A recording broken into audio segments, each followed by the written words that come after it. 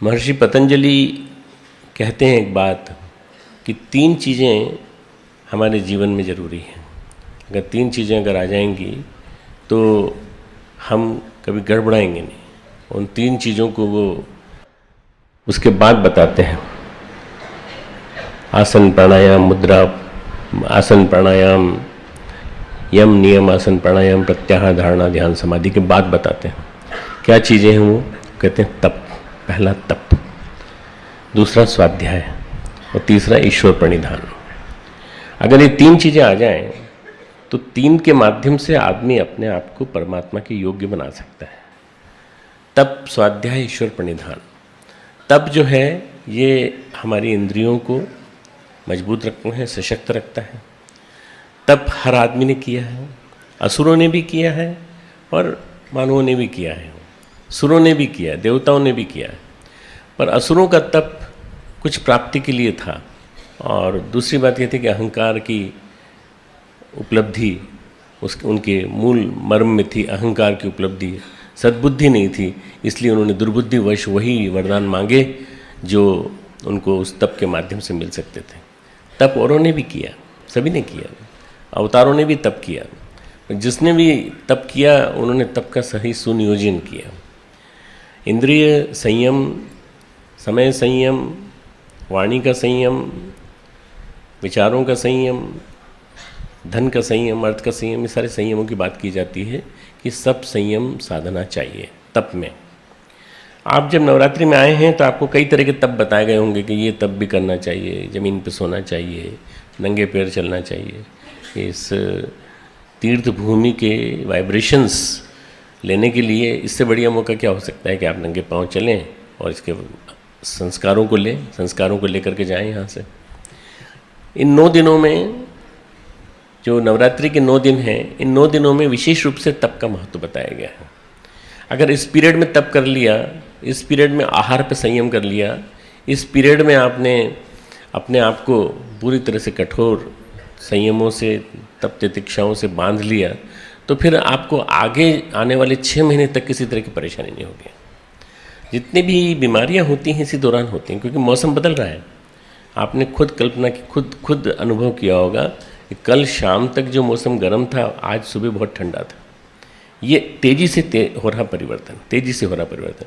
नवरात्रि खत्म होते होते होते होते होते ये ठंडक आ जाएगी धीरे धीरे, और ये जो ठंडक आएगी वो ठंडक फिर आपको परेशान न करे, इसके लिए तप के माध्यम से अपने आप को खड़ा कर लीजिए। खान पान में संयम बताते हैं, खान पान में भी संयम करिए। आप एक समय खाते हैं, एक समय नहीं खाते। अब एक समय शाम को नहीं खाना है तो एक समय क्या ठूस ठूस के खा लें, क्या कर लें? शाम को भूख लगेगी तो नहीं। एक समय भी इतना ही खाएं जितना खाते थे, एक समय मत खाइए। आप अपने आप को कठोर व्रत से बांधिए। व्रत बंधन जो कहा जाता है वो इसीलिए कहा जाता है। व्रत का मतलब होता है किसी भी एक अनुशासन से बंध जाना। अनुशासन से बंध गए तो शाम को हमने वो ले लिया। लोग बाग क्या करते हैं, इसी पीरियड में, इसी नवरात्रि के पीरियड में वो चीज़ खाते हैं, कुट्टू खाते हैं, मूंगफली के दाने खाते हैं। अब मैं क्या क्या गिनाऊँ आपको, इतनी सारी चीज़ें हैं, सिंगाड़े का आटा है, ये सब चीज़ें। और बाज़ार में थालियाँ मिलती हैं, विशेष थालियाँ। नवरात्रि के साधकों, आपको अगर विशेष थाली चाहिए तो 5-6 वैरायटी की थाली हमारे पास है। वो सारे व्यंजन जितने हो सकते हैं वो सारे, मतलब जो असंयम है उसको असंयम में बदलने का काम वो दुकानदार करते हैं, और आपकी इच्छा करती है कि हाँ ये खाएंगे। तो जितनी अच्छी तरह से स्वादिष्ट चीज़ें हो सकती हैं वो स्वादिष्ट बनाते हैं। खीर बनाते हैं, लौकी की खीर बनाते हैं ना, है साहब। हाँ, आनंद नहीं खा रहे हम, अन्न नहीं खा रहे, पर जो खा रहे हो वो इतना ज़्यादा गरिष्ठ खा रहे हो कि उसको खाने से ही आपका संयम भंग हो जाएगा। इसलिए असंयम आपके व्रत को भंग करता है, आपके तप को भंग करता है। तो तप आप अपने जीवन में उतारिए, तप को अपने जीवन में उतारिए। किस रूप में उतारें? आप सप्ताह में एक बार, एक दिन, एक समय बिना नमक बिना शक्कर का भोजन कीजिए। थोड़ा कीजिए, आधा कीजिए, जितना रोज़ करते थे उससे आधा कीजिए। इससे, इस तप से आपको क्या हो जाएगा, एक नियम बन जाएगा आपको कि हमको, हमारे शरीर को छुट्टी मिली, छुट्टी मिली थोड़ी सी। आपके नौकर को छुट्टी देते हो, आप खुद छुट्टी लेते हो मालिक से। आप कई अपने और अंदर में जो ऑफिसर्स काम करते हैं उनको छुट्टी देते हो, पर अपने पेट को कभी छुट्टी दी आपने? कभी आपने अवकाश दिया उसको? कभी थोड़ी देर के लिए रुक जा, तो थोड़ी देर के लिए रुक जा, थोड़ी देर। एक दिन भी अगर आप अवकाश दे देंगे तो उससे क्या होगा कि आपका जो वो अवकाश है वो पेट को पूरी तरह से रवाना होने में, तैयारी करने में, अगले जो बोलस डोज आने वाला है अगले दिन, उसकी तैयारी करने में वो मजबूत रहेगा। तो एक दिन जो संयम करता है, एक दिन, सप्ताह में एक दिन जो व्रत रखता है, पर उस व्रत में भी आ जाती है फिर मूंगफली की दाने की खिचड़ी, सिंघाड़े की खिचड़ी, दुनिया भर की चीज़। उस व्रत में नहीं आना चाहिए।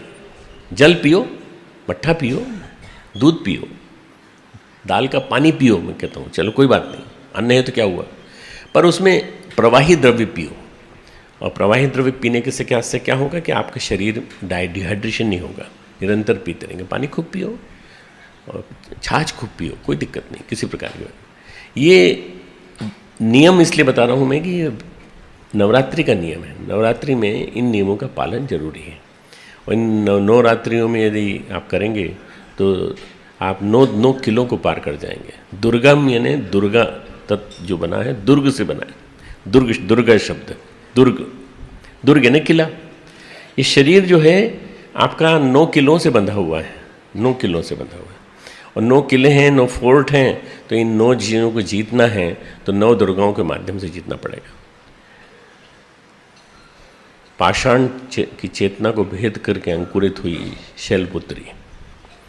दूसरी है ब्रह्मचारिणी, तुरंत नहा कर आई हुई, गंगा से निकल के आई हुई वो ब्रह्मचारिणी, वो स्त्री जो अभी कौमारी की अवस्था में है, यौवन की अवस्था में है, ब्रह्मचारिणी की तरह से उसका हम ध्यान करेंगे। तीसरे दिन चंद्रघंटा, मतलब चंद्रमा का प्रकाश जिसके चेहरे से, जिसके शरीर से पूरा निकलता है, वो उसको हम ध्यान करेंगे। चौथे दिन हम ध्यान करेंगे, हम कुष्मांडा के रूप में ध्यान करेंगे, गर्भ धारण की हुई माँ। और वो अगले दिन जब 5वें दिन आती है तो 5वें दिन वो आती है एक स्कंद माता के रूप में आती है।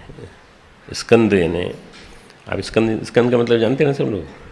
कार्तिकेय, भगवान शंकर के बड़े पुत्र कार्तिकेय की माता। भगवान शंकर को व्रत तोड़ना पड़ा और व्रत तोड़ करके उनको तारकासुर के वध के लिए उनको एक संतान को जन्म देना पड़ा। एक ही वरदान था उसका, मैं शंकर पार्वती के पुत्र से मरूंगा, क्या हाथों मरूंगा।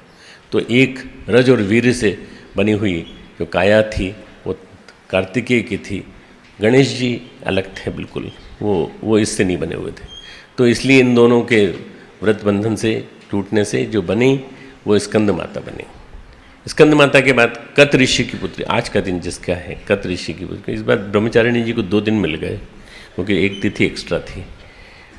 जो कात्यायनी है वो है कत ऋषि के पुत्र कात्यायन की बेटी, और बेटी के रूप में जन्म लेती है। और बेटी के रूप में जन्म लेकर के वो पूरे विश्व, ऐसा कात्यायनी के बारे में कहा जाता है कि पूरे विश्व का संचालन करती है, पूरे विश्व का पालन पोषण करती है ये कात्यायनी। इसके बाद फिर कालरात्रि, महागौरी और उसके बाद फिर सिद्धिदात्री। ये 9 देवियों के स्वरूप हैं। देवियों के 9 स्वरूप हैं, गायत्री माता के ही 9 रूप हैं। ये गायत्री महाशक्ति के ही 9 रूप हैं। ये हमारी उपासना की शक्ति जब हमारी चलती है तो हम तप का स्वरूप जीवन में धारण करें, किसी न किसी रूप में तप। आहार में तप, निंदा नहीं करेंगे किसी की। मन में तप, मन प्रसाद सौम्यत्वम, मन की प्रसन्नता और सौम्यता। मौनम आत्म विनिग्रह, मौन रखेंगे थोड़ी देर मौन रखेंगे। अब मौन तो रखते हैं, लिख लिख के कागज़ देते हैं, इसका मतलब है कि मौन टूट रहा है। विचार मत आने दीजिए, थोड़ी देर के लिए मौन हो जाइए। मौन से बहुत शक्ति मिलती है, मौनम आत्म विनिग्रह, आत्मसत्ता को विनिग्रह, शांत होने में मदद मिलती है। तो ये जो तप बताए गए हैं, इन तपों से, बाकी तपों को तो मैं इतना नहीं मानता कि नाखून नहीं काटना चाहिए, बाल बढ़ाते रहना चाहिए, दाढ़ी बढ़ा लेना चाहिए करना, बाकी ये वो तब सबके सब नियम बताए गए नवरात्रि में करें, इसलिए कि आपका जब से ध्यान न हटे, इसलिए हम फालतू की बातों मत लगिए। दाढ़ी बनाने में, बाल काटने में, नाखून काटने में, इसमें न लगिए। इसलिए उन्होंने मेंशन कर दिया। बाकी आप उनको महत्व मत दीजिए। आप महत्व किसको दीजिए? भूमि पर शयन, कठोर व्रतों का पालन, आहार का संयम, वाणी का संयम, मन का संयम, बस इन सब के माध्यम से आप अपने ऊपर कंट्रोल रखते हैं। हमारे YouTube चैनल शांति कुंज वीडियो गायत्री परिवार को सब्सक्राइब करें एवं बेल आइकन जरूर दबाएं ताकि गायत्री परिवार की विभिन्न गतिविधियों की जानकारी आपको मिलती रहे।